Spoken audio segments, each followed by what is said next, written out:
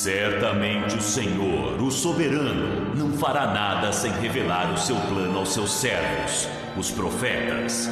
O leão rugiu, quem não temerá? O Senhor Deus falou, quem não profetizará? O rugir do leão.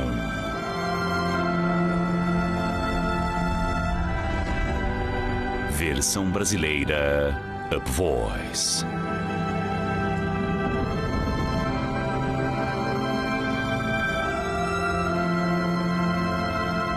Deixe-me convidá-lo para uma jornada de revelação que acredito pode mudar sua vida, sua igreja e seu destino para sempre.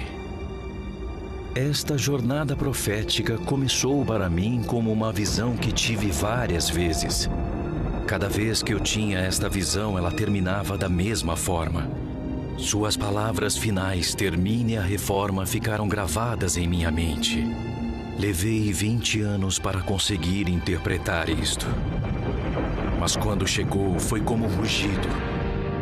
Quando o leão ruge, ele está declarando soberania sobre o seu território. Ele está chamando suas leoas para perto dele. Ele está avisando para os intrusos que seu território não será compartilhado. Ele sabe que o banquete está por vir. Eu ouvi o rugido, e era o rugido do Senhor. Ele é o leão. Ele é o leão da tribo de Judá. Ele está declarando seu domínio sobre o território. Ele está chamando sua igreja para o seu propósito do fim dos tempos. Ele está vendo sua vitória final e a glória que se seguirá depois.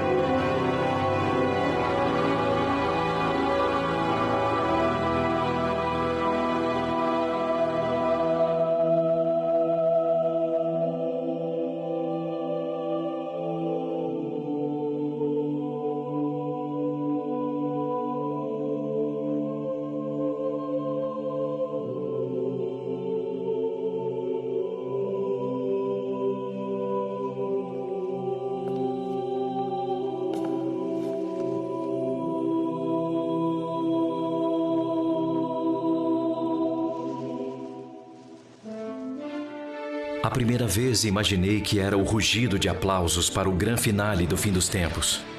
Anos se passaram antes que eu descobrisse sobre realmente o que era. Foi sobre uma grande decepção sendo finalmente derrubada. Séculos atrás houve um momento em que esta decepção poderia ter sido exposta, mas tragicamente a oportunidade foi deliberadamente evitada. E porque permaneceu oculta, os efeitos insidiosos desta grande decepção continuam até hoje. E como eu descobri, a conspiração demoníaca que foi conivente ao longo da história vai além de tudo para conseguir o acerto de contas. O mal que está por trás dela tem causado uma consequência além de toda a estimativa. Somente quando esta mentira sinistra for exposta, uma promessa antiga e fundamental para a igreja pode ser cumprida. A visão era muito curta, mas não conseguia tirá-la da minha mente. Ano após ano, ela voltava à minha memória.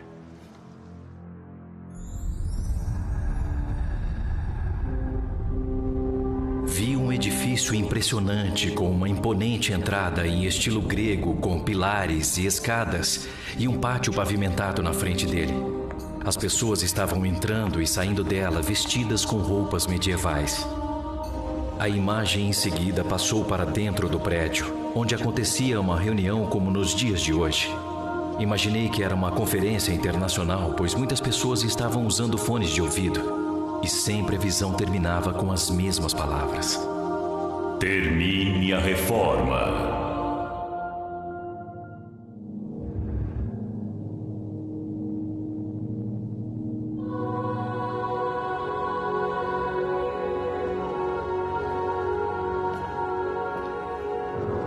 Isto aconteceu há 25 anos. Eu estava na equipe de uma grande igreja na Inglaterra. Foi durante a onda carismática no fim dos anos 80, quando visões não eram tão incomuns. Mas ninguém podia interpretar a minha. Finalmente pedi a Deus para que me explicasse isso ou parasse, até que parou. No entanto, a questão permanecia: o que faria com este enigma de termine a reforma? Então, alguns anos mais tarde, visitava a antiga cidade de Genebra, na Suíça, quando o Senhor me pegou inesperadamente. No século XV, João Calvino reformou a cidade em apenas uma geração. Antes era conhecida como a cidade mais suja de toda a Europa, onde a dança nua nas ruas era um passatempo favorito. Depois ela passou a ser chamada de o melhor exemplo da cidade de Deus desde o tempo dos apóstolos.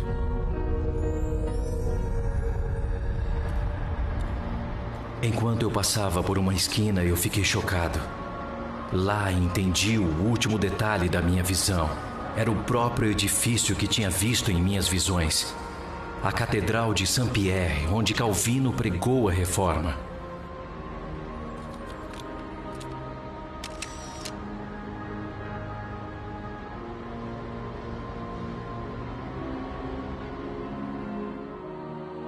Depois do choque, sabia que tinha uma tarefa. Adicionar alguma coisa na reforma parecia fantasioso, mas era algo que tinha que conseguir.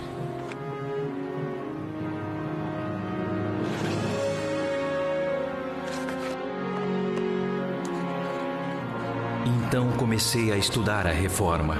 Era um amplo assunto que me fascinou, mas foi mais do que jamais poderia imaginar.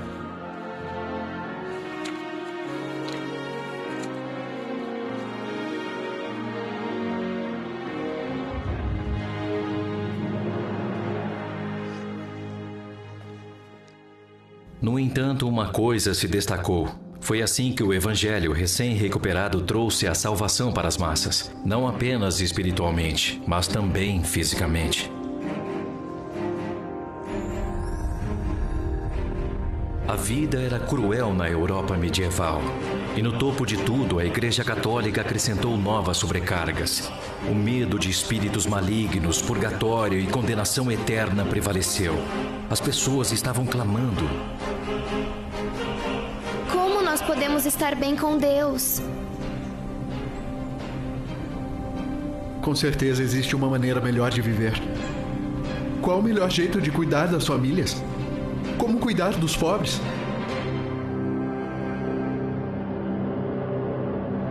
Foi esta opressão profunda que irritou um jovem monge alemão chamado Martinho Lutero. Isto o levou a procurar a Bíblia para uma resposta.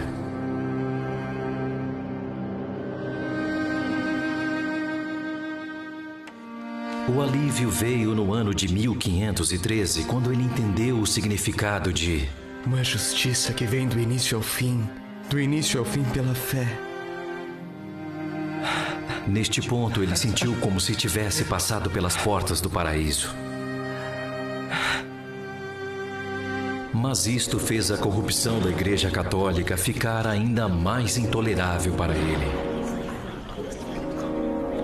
A venda de indulgências que afirmam libertar as almas do purgatório foi a última gota. Então, para desafiar a Igreja, ele dividiu seus pensamentos em 95 teses diferentes e em seguida as fixou na porta da Igreja Castelo em Wittenberg.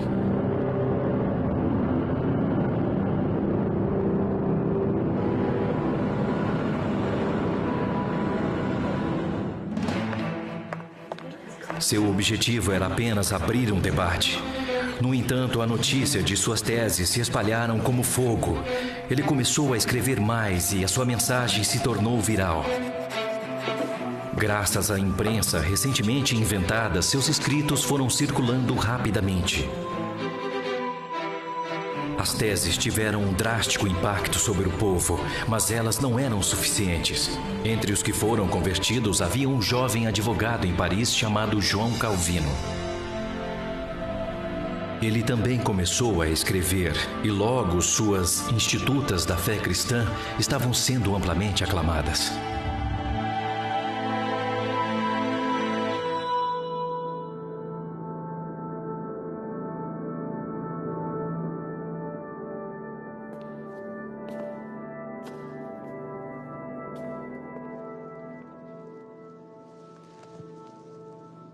Em 1536, o que só pode ser descrito como uma coincidência de Deus, as viagens de Calvino foram desviadas por Genebra. Os cidadãos tinham acabado de expulsar as autoridades católicas, fato que os deixaram sem liderança, mas abertos para a reforma. Sendo bem conhecido por conta de suas institutas, os genebrenses imploravam a Calvino para ficar e governar a cidade. Por esse motivo, ele concordou após relutar muito, e surgiram momentos difíceis, tanto para ele quanto para Genebra. Mas através da aplicação fiel e rigorosa aos preceitos bíblicos, Calvino reprimiu a corrupção e impôs a sua visão de uma cidade visível de Deus. Genebra tornou-se rapidamente um modelo funcional da relevância do Evangelho em todas as áreas da vida. O caráter foi inteiramente baseado em retidão com Deus, sem um padre intermediário. Foi completamente pela graça e totalmente através da fé. As respostas que antes eram encontradas na tradição da igreja, agora eram achadas na Bíblia, porque na Bíblia eram valores para toda a vida. Estes valores traziam a responsabilidade individual, a educação para todos, cuidados com os pobres, a prestação de contas com o governo e muito mais. Para aqueles que conheceram a antiga Genebra, sua transformação foi drástica. Sua influência logo se espalhou, já que ficava no meio de rotas comerciais que funcionavam tanto norte-sul quanto leste-oeste. Então, esta pequena cidade-estado, construída sobre os princípios bíblicos, tornou-se um modelo que poderia funcionar para toda a nação.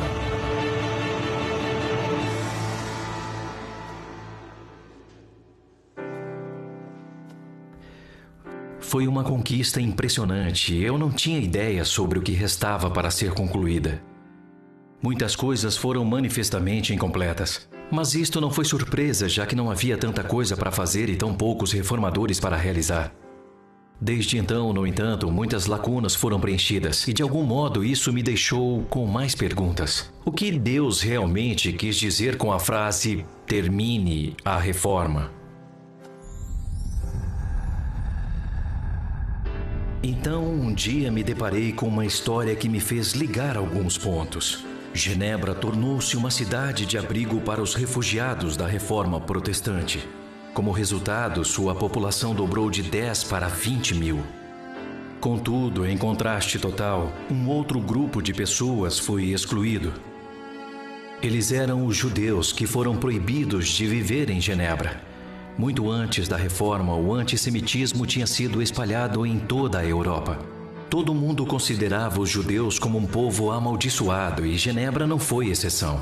Em 1490, eles foram finalmente expulsos de viverem na cidade e ainda tinham que pagar pedágio para entrarem lá. A situação só foi revertida quase 300 anos depois. A expulsão deles ocorreu de forma trágica 50 anos antes da chegada de Calvino em Genebra e só foi revertida 200 anos depois de sua morte. Apesar da reforma de Calvino, a exclusão deles aconteceu supostamente para refletir os princípios bíblicos em todos os setores da vida.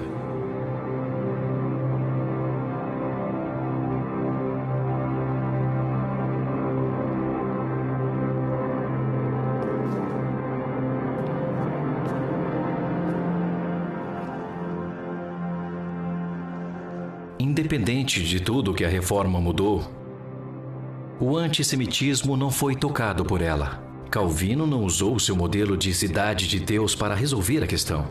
A mensagem dele parecia dizer que qualquer coisa que o evangelho recém-recuperado estivesse mudando não alterava a visão que sempre tivemos do povo judeu. A grande questão foi por quê? Na verdade, Calvino não tinha coragem? Ou apenas não era a prioridade dele? Ou poderia ser uma grande escolha intencional? Tive que descobrir sobre a atitude dele para com os judeus. Mas para chegar ao fundo da questão, decidi começar com Lutero.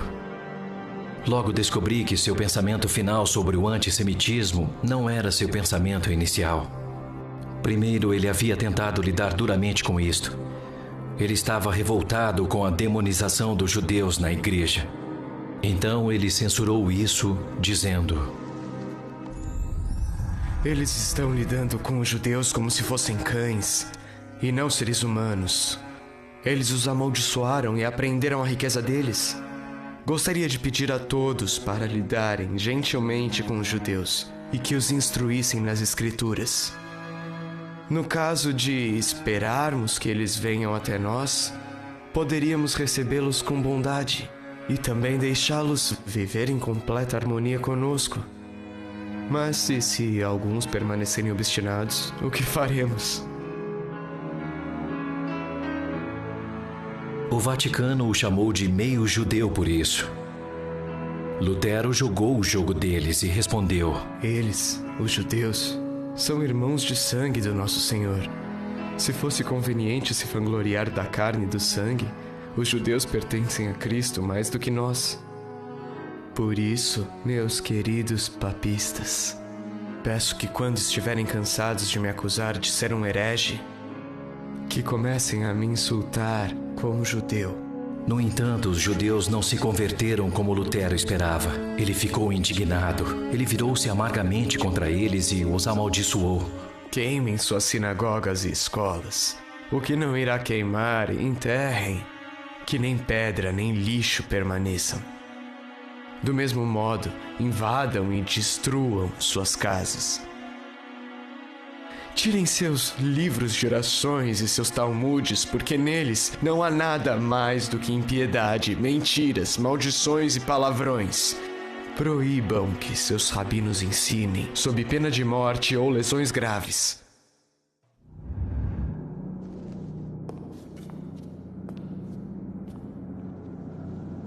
Alguns atribuíram sua amargura à sua saúde debilitada, mas esta declaração saltou aos meus olhos. Podemos esperar que eles venham até nós.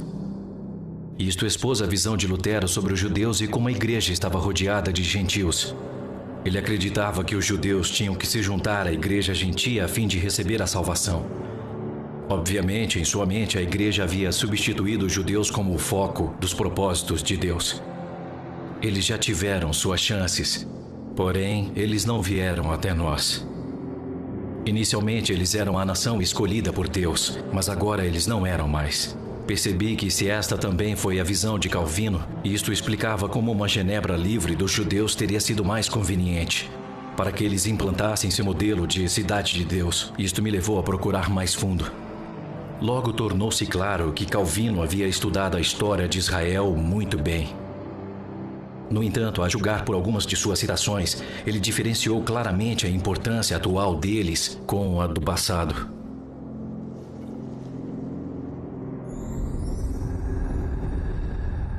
Quanto mais educado, ele escreveu: Eu tive várias conversas com muitos judeus. Eu nunca vi uma gota de piedade, nunca vi um grão de verdade ou ingenuidade. Não, nunca encontrei o senso comum em nenhum judeu. Quando menos educado, ele escreveu que os judeus... Obstinação, podre, inflexível, que faz com que eles mereçam serem oprimidos interminavelmente, sem medida nem fim. Que eles morram na miséria deles, sem a piedade de ninguém.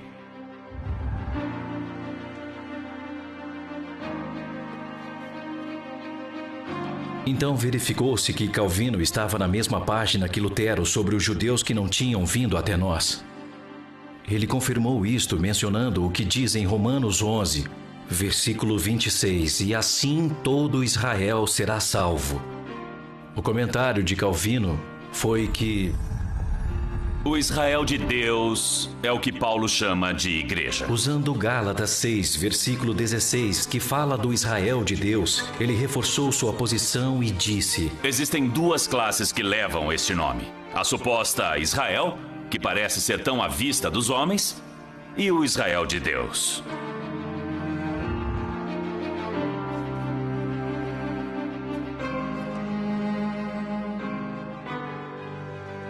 Para Calvino, era uma pretensão que os judeus ainda eram a nação escolhida por Deus. Com isso, ele deu a entender que Deus havia transferido todas as alianças e promessas para a igreja, e que ela tinha se tornado uma versão melhorada de Israel. Isto significa que, nas últimas palavras de Lutero, uma vez que os judeus rejeitaram a Jesus, as únicas coisas que lhes restam são as maldições que estão na Bíblia, mas nenhuma promessa de bênção.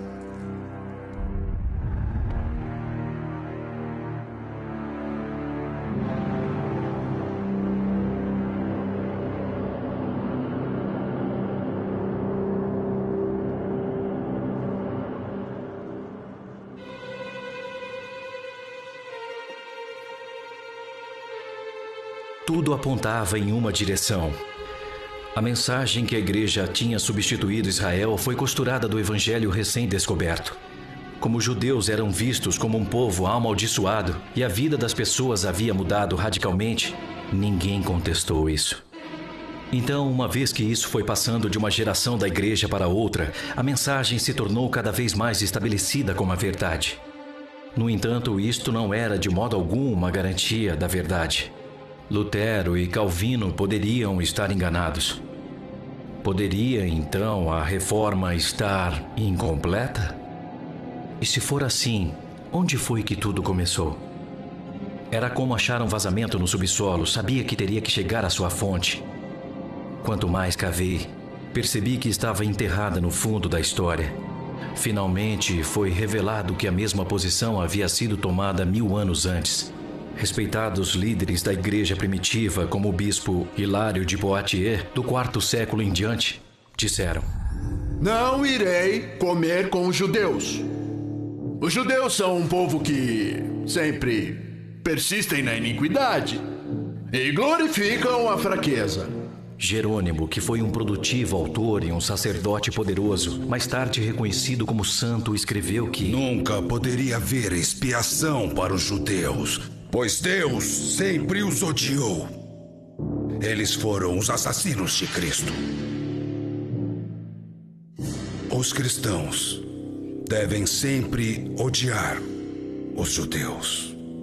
Bispo João Crisóstomo, que era verdadeiramente muito respeitado como um teólogo, publicou 8 sermões expressando seu intenso ódio contra os judeus, dizendo: Porque Deus odeia os judeus, e é dever dos cristãos odiá-los também.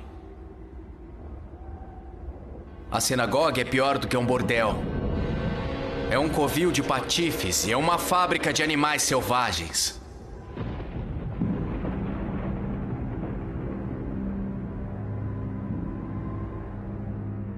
Uma multidão liderada pelo bispo Ambrósio de Milão, que incluiu muitos monges, destruiu a sinagoga de Calínicum, na Mesopotâmia. Quando pediram para reconstruírem a sinagoga com dinheiro dele, ele retrucou zangado: Eu declaro que eu mesmo coloquei fogo na sinagoga, pois não poderia haver um único lugar onde Cristo foi rejeitado. Agostinho de Hipona, um bispo conhecido como um dos maiores pensadores cristãos de todos os tempos, disse: Os judeus foram os filhos de Deus, mas agora eles são os filhos de Satanás. A verdadeira imagem dos hebreus é Judas Iscariotes, aquele que vendeu o Senhor por prata. O judeu nunca poderá entender as Sagradas Escrituras e sempre carregará a culpa pela morte de Jesus. Os escritos de Agostinho foram altamente influentes no desenvolvimento do cristianismo ocidental. Para estes podem ser adicionadas as palavras de Eusébio, Hipólito e muitos outros, mas todos eles poderiam estar errados. E se este foi o caso, então a decepção foi imensa além das palavras. As escrituras sobre as promessas de Deus para Israel como uma nação continuavam vindo à minha mente. Eu vos tenho amado com amor eterno. Se os céus em cima puderem ser medidos e os alicerces da terra embaixo puderem ser sondados, então eu rejeitarei os descendentes de Israel por tudo o que eles têm feito, diz o Senhor. Quanto ao Evangelho, eles são inimigos por causa de vocês, mas quanto à eleição, são amados por causa dos patriarcas, pois os dons e o chamado de Deus são irrevogáveis. Se os reformadores estavam certos e Deus havia retirado suas promessas aparentemente irrevogáveis a Israel, levantou-se algumas questões muito preocupantes. Haveria outras promessas suas que ele também pudesse renegar? O que isso significa para a igreja? Ou para você e para mim? Poderíamos ter a certeza da nossa própria salvação?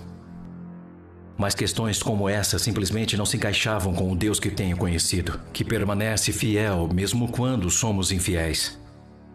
Eu só podia concluir que a ideia de que a igreja tinha substituído Israel foi fundamentalmente falha. Gostaria de ter conhecido Calvino para falar sobre isto cara a cara. Então passei a me imaginar convencê-lo a me encaixar em sua agenda lotada. Fiquei um pouco nervoso, mas respirei fundo e comecei. Senhor Calvino, posso lhe perguntar sobre o Estatuto dos Judeus? Em João 14, versículo 6, Jesus diz: ninguém vem ao Pai a não ser por mim. Como pode o povo judeu que não aceita Jesus ter qualquer envolvimento com Deus? Mas Deus não fez uma promessa de amor eterno com eles? O segundo capítulo de Efésios, versículo 8 diz: pois vocês são salvos pela graça, por meio da fé. Não existe cláusula de exceção sobre a identidade nacional ser um meio de salvação, mesmo para o povo judeu de quem nosso Senhor veio. Neste ponto, eu agradeci por seu tempo e saí. Para os reformadores, a salvação pessoal era absolutamente central. Todo o resto era secundário, incluindo a situação dos judeus. Comecei a especular sobre o que os reformadores teriam feito hoje sobre o Estado-nação de Israel.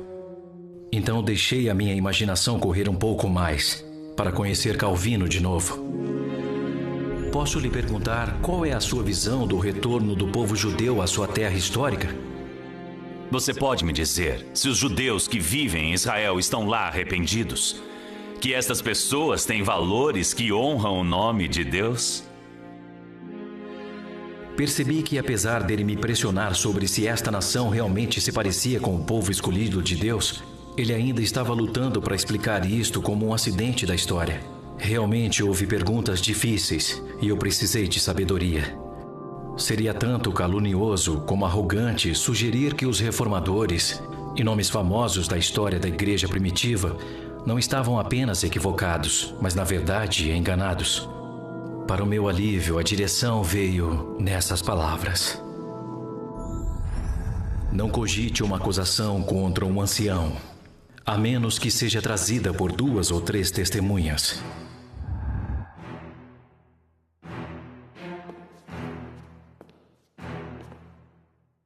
Percebi que poderia convocar 3 testemunhas: a cidade de Genebra, o povo judeu e a igreja protestante. Assim como uma árvore é julgada pelos seus frutos, cada testemunha poderia falar sobre a reforma. Então me imagine entrando no tribunal e convocando a primeira testemunha, a cidade de Genebra. Para a cidade de Genebra, conhecida como a cidade da reforma, eu pergunto: o que aconteceu com você depois da reforma?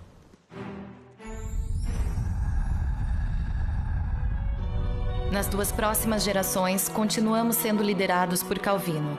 Quando ele faleceu em 1564, Theodor Beza tomou seu lugar. Ele foi menos severo, mas manteve os ensinamentos de Calvino. Continuamos nosso desenvolvimento e continuamos até os dias de hoje, pelo menos no meio material. Hoje em dia, possuímos a sede da ONU e de várias outras organizações internacionais. Uma grande fatia dos investimentos privados ao redor do mundo passa por nossos bancos. Contratos milionários, geralmente secretos, são feitos em Genebra com consequências no mundo afora.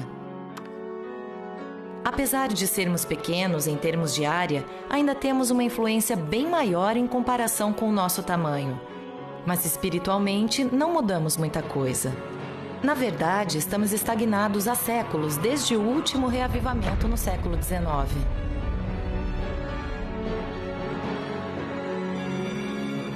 Voltando ao século XVIII, quando Voltaire desembarcou aqui, ele disse: procurei um pastor que acreditasse em Deus, mas não encontrei um sequer. O iluminismo também já tinha sido minado. Era como uma infiltração terrível nas colunas de uma fundação. Começou no fim do século XVII, quando colocamos o racionalismo, o pensamento humano, em primeiro lugar. O racionalismo trouxe tantos avanços que acabou ganhando grande credibilidade. Então qualquer coisa lógica que não podiam provar era considerada mentira, especialmente a fé. Isso deixou a nossa igreja enfraquecida. O racionalismo tentou fazer o evangelho parecer relevante, reduzindo-o somente ao que a lógica racional aceitaria. Os corações dos pastores foram esfriando quando Jesus foi reduzido a nada mais do que um professor com ensinamentos iluminados. O ceticismo e a crítica substituíram a fé. E praticamente tudo o que Calvino tinha realizado aqui em termos espirituais foi desfeito dentro de 150 anos. O mesmo aconteceu para nós como para a igreja em Éfeso. Nós abandonamos o nosso primeiro amor. Nós só podemos tentar lembrar a altura a partir da qual nós caímos. Nosso candelabro foi removido e, para além de alguns feitiços breves, não foi substituído. Obrigado, cidade de Genebra. Terminamos por aqui.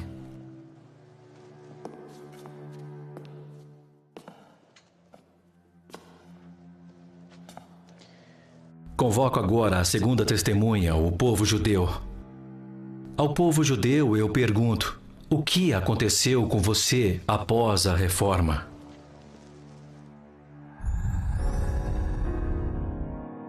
Para nós, a reforma não mudou absolutamente nada.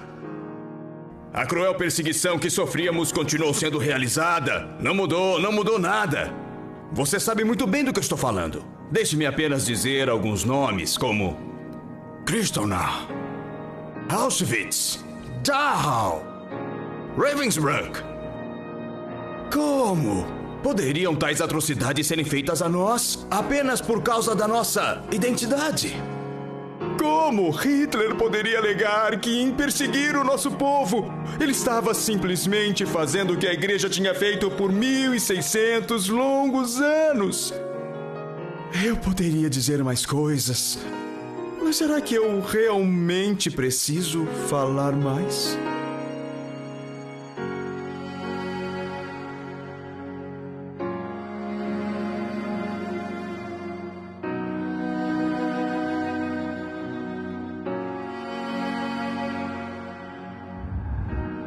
Creio que não precise.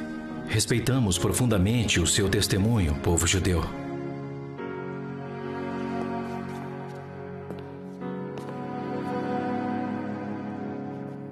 Por favor, eu convoco a terceira testemunha, a Igreja Protestante. Eu pergunto: o que aconteceu com você após a reforma? Foi a reforma que nos criou, foi ela que disseminou o nosso evangelho e alcançou milhões de pessoas. Mas, infelizmente, fomos divididos desde o início. Nossos fundadores, os reformadores, discordaram desde o início. Hoje estamos fragmentados em milhares de diferentes denominações. Hoje somos apenas minoria por aqui. E nós dificilmente podemos dizer que somos o sal e a luz do mundo. Mesmo onde a fé é verdadeira, é geralmente pessoal e privado. Assim como colocamos e tiramos uma peça de roupa, é desse jeito que expressamos a nossa fé, indo à igreja somente aos domingos. Alguém disse que a igreja está dormindo, enquanto Deus está chorando. Isso pode muito bem explicar por que enfrentamos tão pouca perseguição no Ocidente. Porque um tigre adormecido é muito menos perigoso que um tigre ferido. Muitos de nós temos uma religião, em vez de um relacionamento com Deus. Nós toleramos todos os tipos de injustiça. Nós coamos mosquitos, mas engolimos camelos. Deveríamos estar rugindo como um leão, mas a verdade é que estamos apenas fazendo um zumbido. Obrigado, Igreja Protestante, por sua honestidade. A prova era inegável. Apesar de sua incrível conquista, a reforma era gravemente falha e terrivelmente incompleta. Deixei o tribunal com o coração amargurado. Eu só imaginava o quão diferente teria sido se os reformadores tivessem enfatizado a imagem de Paulo em Romanos 11, que descreve como os crentes foram levados para Israel. Ao invés deles vindo até nós, nós é que deveríamos ter ido até eles. Isso certamente estaria de acordo com os propósitos de Deus para Israel. E que diferença teria feito a Genebra, ao povo judeu e para a igreja? Para Genebra, o lema de Calvino, Post tenebras lux, ou luz após a escuridão, acabou se tornando verdade. E se Deus quisesse usar novamente essa cidade como exemplo para o mundo, desta vez em face ao iluminismo, poderia ter modelado como aplicar limites para o pensamento racional, ao invés de deixá-lo destruir os pensamentos sobre tudo. 150 anos de submissão aos propósitos de Deus para os judeus teriam sido um ótimo treinamento para isso. Porque em Isaías 55, versículo 8, Deus diz: pois os meus pensamentos não são seus pensamentos, nem os seus caminhos são os meus caminhos.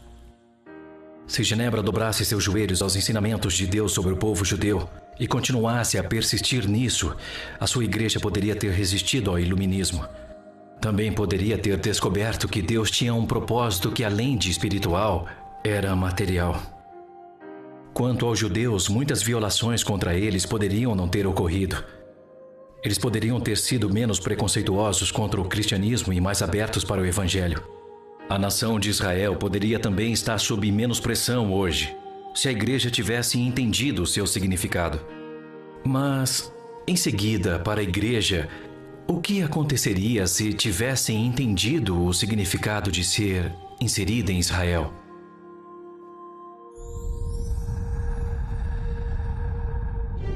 No pátio da Catedral de Saint-Pierre, onde Calvino pregou a Reforma, existe uma estátua moderna do profeta Jeremias. Curiosamente, o seu rosto se apartou do edifício, como se ele não pudesse suportar olhar para ele. Eu quis saber como a palavra de Deus por meio dele pode se aplicar à igreja de hoje. Devido ao povo de Deus estar enganado, ele profetizou: eles se cansam em pecar, de opressão em opressão, de engano em engano. Eles se recusam a reconhecer-me, diz o Senhor. Quando ele viu 2 cestos de figos, Deus perguntou a ele o que ele via, e ele respondeu: os bons são muito bons, mas os ruins são tão ruins que mal podem ser aproveitados.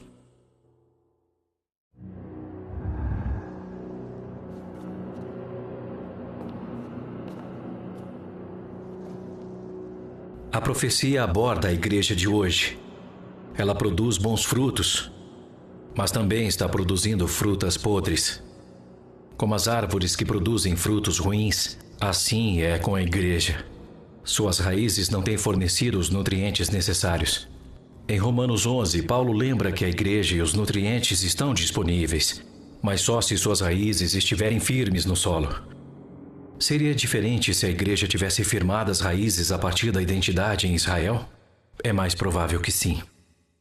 Estava tornando-se cada vez mais óbvio para mim quão errados os reformadores estavam sobre a nação de Israel ter perdido a sua ligação com Deus.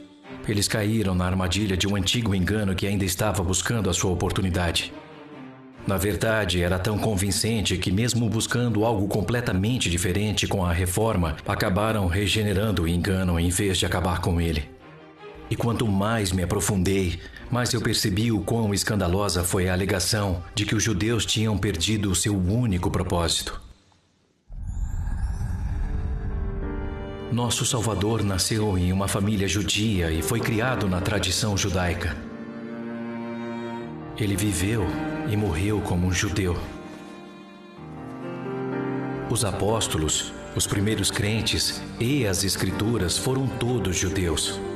Na verdade, o concílio em Atos 15 queria entender se o evangelho também era para os gentios. O fato é que sem o Messias judeu e seus discípulos judeus, não existiriam igrejas cristãs hoje em dia. Para Satanás atacar o judaísmo da fé cristã realmente era visando a jugular. Foi para perpetuar a mentira mais astuta de todos os tempos. A conspiração foi tão profunda e tão longe que até expurgou o nome hebraico do nosso Senhor.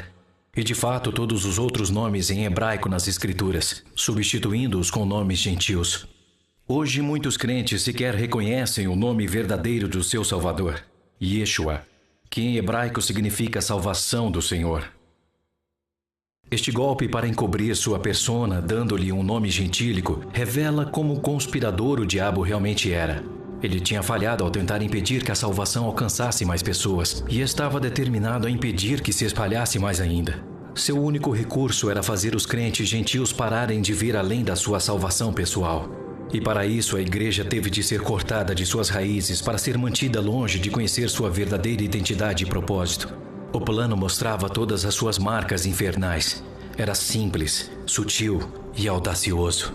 E também expressou sua ambição de domínio. Eu subirei ao céu.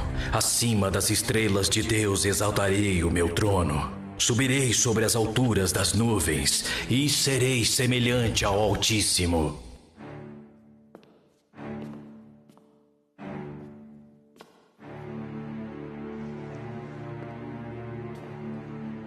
O plano do diabo também foi projetado para ferir a nação que Deus havia criado, e isso o irritava.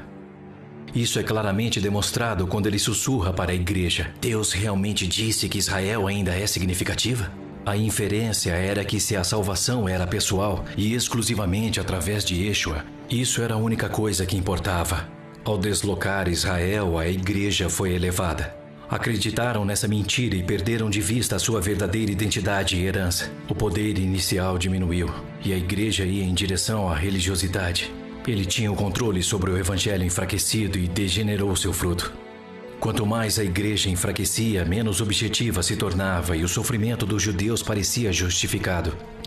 Até o momento da reforma, essa mentira estava tão enraizada que não foi vista no radar.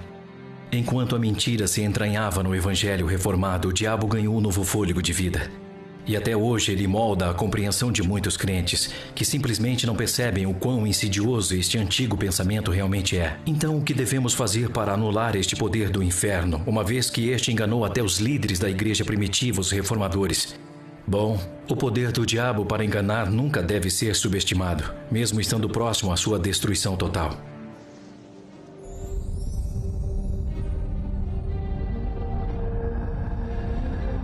Satanás será solto da sua prisão e sairá para enganar as nações que estão nos 4 cantos da terra. Nós vimos o seu poder quando ele atacou após o nascimento da igreja. Vimos na reforma e vamos vê-lo novamente. E Yeshua advertiu que no final dos tempos a estratégia do diabo será enganar os eleitos, se isso for possível.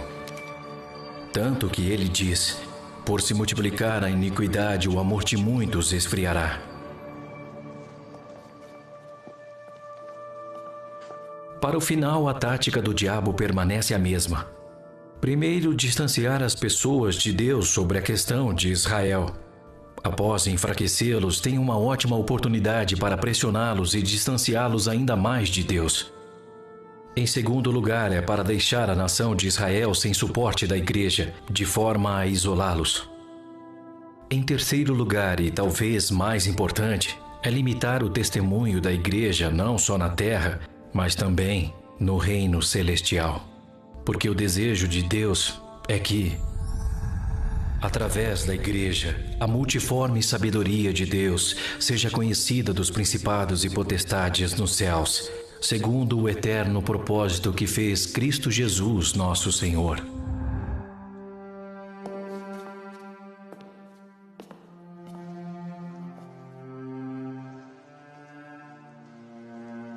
Quanto mais profundo eu ia, mais claro ficava o que precisava ser corrigido para completar a reforma. Mas eu ainda não tinha ideia do que isso significava na prática. Então o Senhor me deu a imagem de uma trepadeira que cresceu fora de controle numa parede de tijolos. Ela estava completamente enraizada na alvenaria, tomando toda a parede. Livrar-se da praga, arrancando ramo por ramo, levaria uma eternidade. A única solução era cortar a sua raiz com um machado afiado. Naquele momento eu entendi. Isso é exatamente o que tem que acontecer com um antigo engano. Se tentarmos apanhar cada pergunta difícil sobre o significado de Israel, estaremos parados na mentira para sempre. O machado tem que ir à raiz da mentira.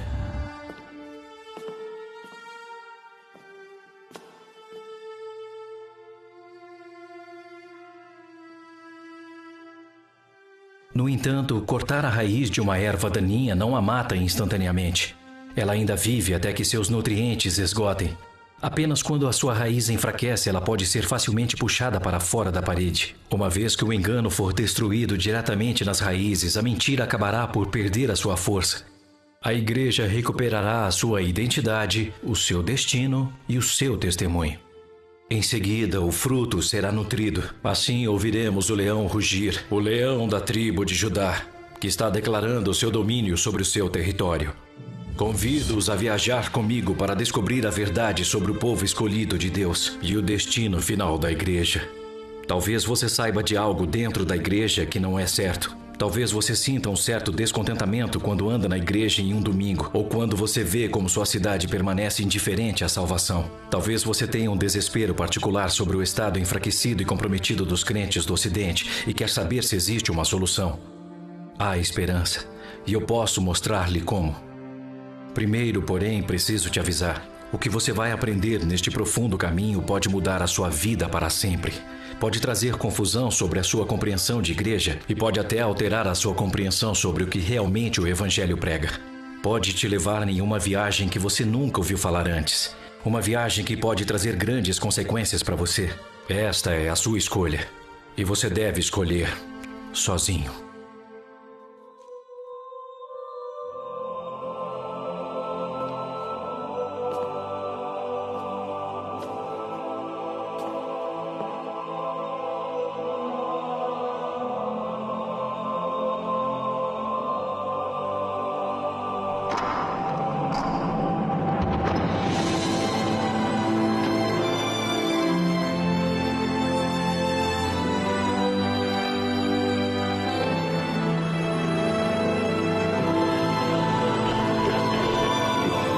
Incêndio por causas naturais causou uma grande destruição. A bolha imobiliária está afetando todo o país. O número de moradores de rua cresceu mais a cada ano. Nas manifestações, 3 crianças acabaram sendo atingidas. Pessoas sobrevivem morando no lixão. A polícia suspeita de um homem.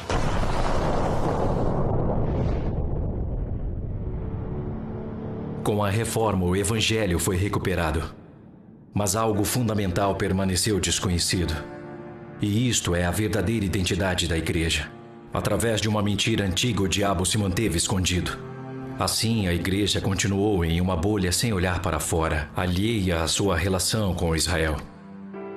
E isso teve implicações enormes. Não menos importante foi a grande ilusão de que a igreja era independente. E ainda pior, de que ela tinha substituído Israel. A igreja, portanto, não tinha ideia de sua identidade. Muito menos de como seu destino e testemunho precisavam ser interligados com Israel.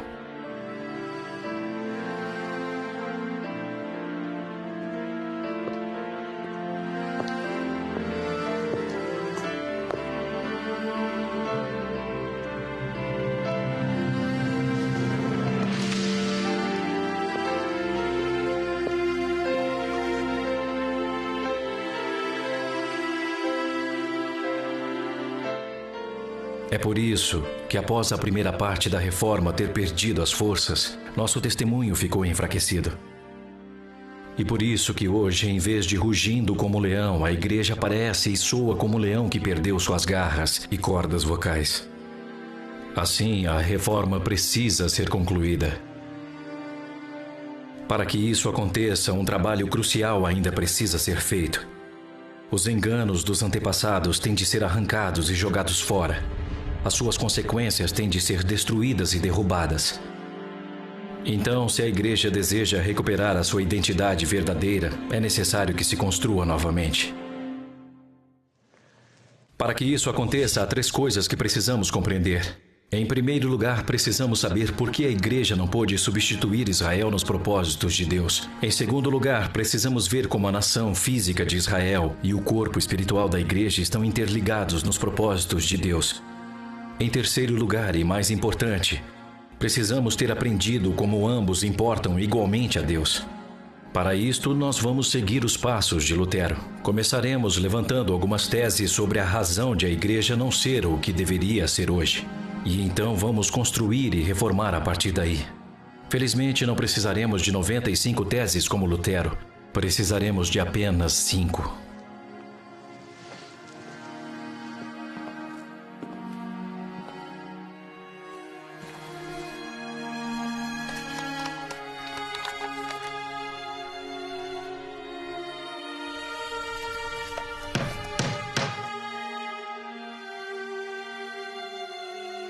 Tese número 1. É uma mentira que a Igreja substituiu Israel nos propósitos de Deus.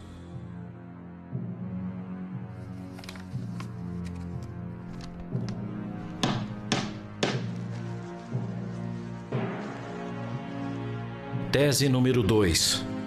O fracasso para expor essa mentira de tantos anos distorceu o evangelho da reforma.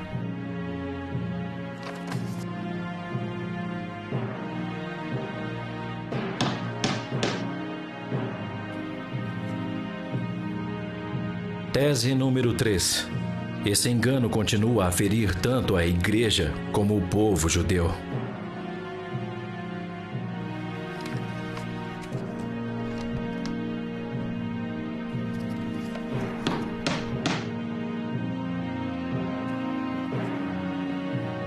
Tese número 4.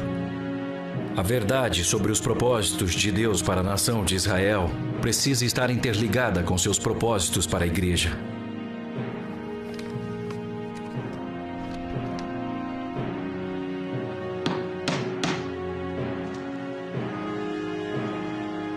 Tese número 5. A aceitação generalizada da verdade terá muitas consequências, tanto para a Igreja quanto para a salvação de toda Israel.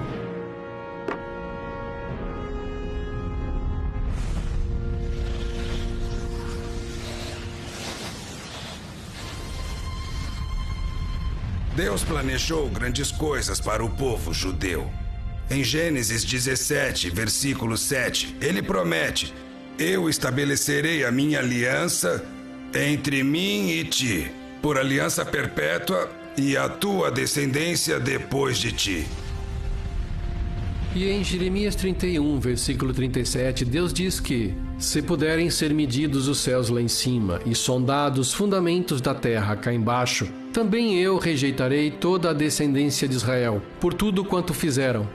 Em Jeremias 31, versos 35 e 36, entendemos que essas promessas são incondicionais. Quando Deus diz: assim diz o Senhor, que dá o sol para a luz do dia, e as leis fixas à lua, e as estrelas para a luz da noite, que agita o mar e faz bramir suas ondas, declara: somente se falharem essas leis fixas diante de mim, deixará também a descendência de Israel de ser uma nação diante de mim para sempre. O propósito de Deus para o povo judeu é absolutamente único. Em Gênesis 12, versículos de 1 a 3, Deus prometeu ao povo judeu, através de Abraão: de ti farei uma grande nação, e te abençoarei, e te engrandecerei o nome. Sê tu uma bênção. Abençoarei os que te abençoarem, e amaldiçoarei os que te amaldiçoarem. Em ti serão benditas todas as famílias da terra. A intenção de Deus é que Israel irá refletir sua luz em um mundo escuro, a tal ponto que as nações dos gentios vão implorar por salvação em vez de escuridão. Em Isaías 49, versículo 6, Deus promete: também te dei como luz para os gentios, para seres a minha salvação até a extremidade da terra. Israel foi criada para trabalhar da mesma forma que acabamos com a escuridão em um quarto. Nós não empurramos a escuridão, nós simplesmente acendemos a luz. Israel é para ser o sistema de iluminação de todo o mundo, e Deus é para ser sua fonte de alimentação. O testemunho de Israel cada vez mais irá impactar as nações, reluzindo a luz do amor de Deus para a escuridão de um mundo perdido. Virar as costas para Israel é virar as costas para Deus. Os tempos mudam, mas a estratégia do diabo, não. Sua estratégia é a mesma que com Eva no jardim do Éden. Assim como ele se aproveitou dos eventos da igreja primitiva durante a história e depois da reforma, ele tenta se aproveitar ainda hoje com a mesma mentira. Será que Deus realmente disse que Israel ainda é significativa? Lutero batalhou para tentar descobrir como ser uma pessoa correta perante Deus, o que certamente mexeu com o coração das pessoas. Mas se Lutero tivesse enfatizado o que realmente é a salvação, que é a verdadeira justiça de Deus, a história da igreja poderia ter sido muito diferente. E Yeshua nunca disse para nós procurarmos primeiro a nossa própria salvação pessoal. De fato, o termo salvação pessoal não é encontrado em nenhum lugar das Escrituras. Claro que as pessoas precisam estar em comunhão com Deus. Mas não é o nosso reino que é o centro da salvação, é o dele. Ele está no centro, não nós. Por isso, é seu reino e sua justiça que devem estar em primeiro lugar na nossa busca. Qualquer outra coisa nos leva a uma distorção do Evangelho. História é história. Nosso desafio hoje é como faremos isso. Que medidas tomaremos para estourar a bolha de ilusão em que a igreja se encontra? Até onde vamos buscar a grandeza dos propósitos de Deus? Temos que atacar diretamente para que o diabo não consiga perpetuar suas mesmas mentiras. Portanto, podemos escolher deixá-lo continuar propagando suas mentiras ou aplicar estas palavras de Provérbios: os justos são tão corajosos quanto um leão. Nossa declaração à grandeza de Deus e aos seus propósitos de salvação nos levarão ao leão de Judá. Ele virá como um leão que ruge. Ele irá declarar o seu domínio sobre o seu território. Ele então cumprirá a profecia de Oséias. Como posso desistir de você, Efraim? Como posso te entregar, Israel? Eles irão seguir o Senhor. Ele rugirá como um leão. Quando ele ruge, seus filhos tremendo virão do ocidente. Eles tremendo virão como aves do Egito, como pombas da Síria. Os farei habitar em suas casas, declara o Senhor. A questão é: você vai pegar a chave e usá-la você mesmo?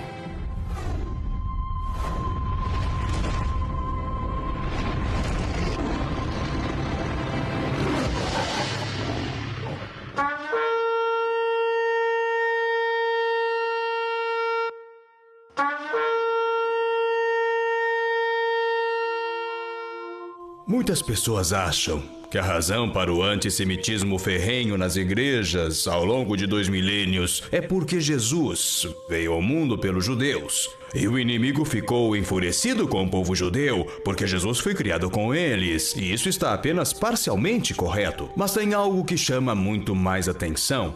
Como, por exemplo, de acordo com Amós, no capítulo 9, Deus diz: naquele dia reconstruirei o tabernáculo de Davi.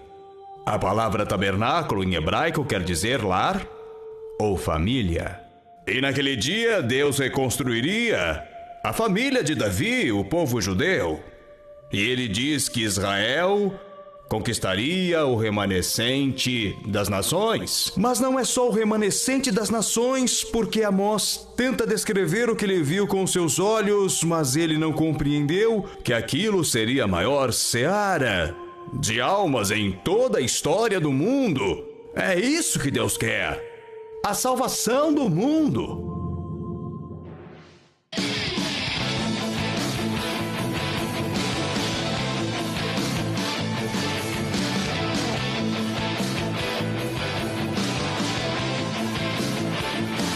Dissonance is raging in the name of love, raging, ringing through the ages, shaping many nations.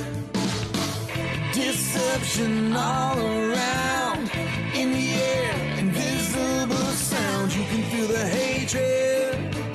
Are you willing to forsake it? God is shouting out to the children of the nations. My people divided no more.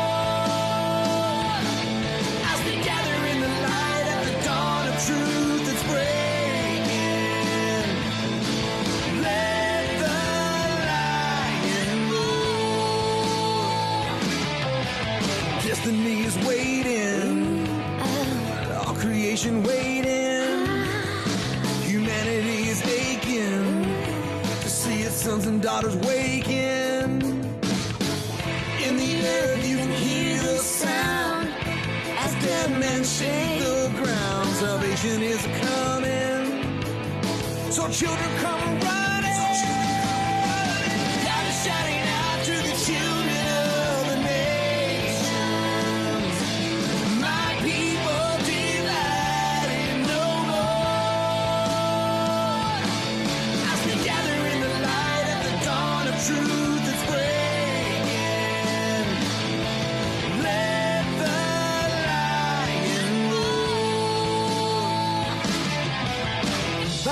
faith they've conquered kingdoms. One people, one nation. Imprisoned, slain by the sword. The world did not deserve them. They were mocked and murdered in cold blood. Awaken, awaken. And we wait for the promise of God until our faith becomes one.